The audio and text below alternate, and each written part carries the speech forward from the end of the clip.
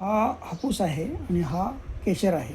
तर केशर कापण्याची पद्धत कशी आहे बघा, की आंबा शक्यतो वरून जास्त पिकतो, खाली थोडा कच्चा असतो आणि हा चपटा असतो, असा म्हणजे फ्लॅट असतो.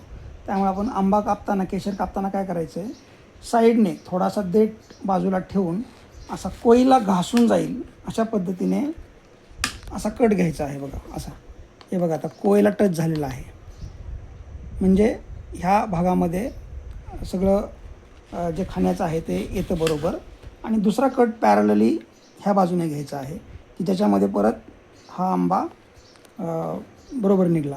आणि राहिलं हे चपटी कोय अशी, आणि त्याचं काय करायचं, देठापासून असं त्याला कट करून असं थोडंसं स्लाईडने घ्यायचं. ह्या बाजूला कोयचा रूट असतो, म्हणजे ही बाजू बघा अशी जी आहे ना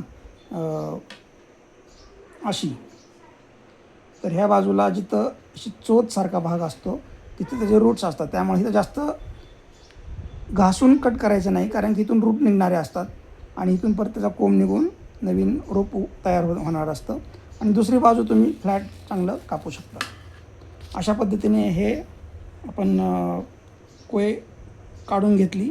त्यानंतर मग याचे 3 भाग जनरली केले तर बरे पडतात, म्हणजे खाताना आपल्याला बरोबर अशा फोडी तयार होतात. मुलांसाठी डिझाईन करायचं असेल तर तुम्ही असे आतल्या आत खालच्या सालीला टच न करता जर आतला भाग कापला तर अशी डिझाईन तयार होऊ शकते. आता हे तुम्ही डायरेक्टली खाऊ शकता. आणि ह्याच्यामध्ये आता बघा, हा थोडा इथं रुचिकाचा भाग असतो म्हणून आपण हा भाग शिल्लक ठेवलेला आहे. तुम्ही कोय चांगली खाऊ शकता.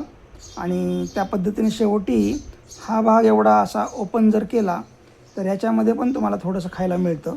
परंतु इथला भाग जर थोडासा घाण असेल, जरा इथं ॲसिड असतं, त्यामुळे हा भाग थोडासा सोडून द्यायचा. परंतु ह्या तुकड्याचं सुद्धा थोडंसं तुम्ही खाऊ शकता. पूर्ण आंबा खाल्ल्यानंतर हा देठ खाल्ला तर ह्याची गोडी अजून तर मला जास्त वाटते, म्हणजे संपत आल्यानंतर आंबा खाताना हे अजून खूप जास्त छान वाटतं. आता हा आहे हापूसचा शेप असा थोडा बारका असतो, त्याला पण पॅरलली कट करू शकतो कोयला टच करून. असं कोयला टच केल्यानंतर बघा, आपल्याला हे काही नाही, थोडेसे रुचिकाचे डाग आहेत आणि त्या पद्धतीने कोयीच्या साईजनुसार बरोबर अंदाजे आपल्याला घासून असं कट मारायचे आहेत. तर त्या पद्धतीने आता याचा मी 3 फोडी करण्याच्या ऐवजी साईजनुसार 2च फोडी करणार आहे अशा.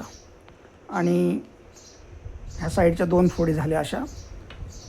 आणि ह्याच्या साईडला बघा, आता मी तुम्हाला सांगितलं मग अशी की जिथं असं वाकडं असतं ना त्या साईडला त्याचे रूट्स असतात, त्यामुळे ती बाजू देठापासून थोडीशी अलगद साल निघेल एवढंच कापायचं बघा. असं असं एवढंच कापायचं.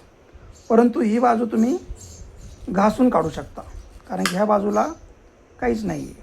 तर अशा पद्धतीने एक आंबा कटिंग करणं हे सुद्धा एक स्किल आहे. चांगल्या पद्धतीने कट केला तर खूप जास्त त्याला टच न करता, ढिल्लं न करता, न दाबता चांगल्या प्रकारे फोड अशी तयार होऊ शकते. आणि ती सजावटीसाठी पण उपयोगी आहे आणि त्याचबरोबर खातानाही तुम्हाला बरोबर चांगल्या पद्धतीने खाता येते.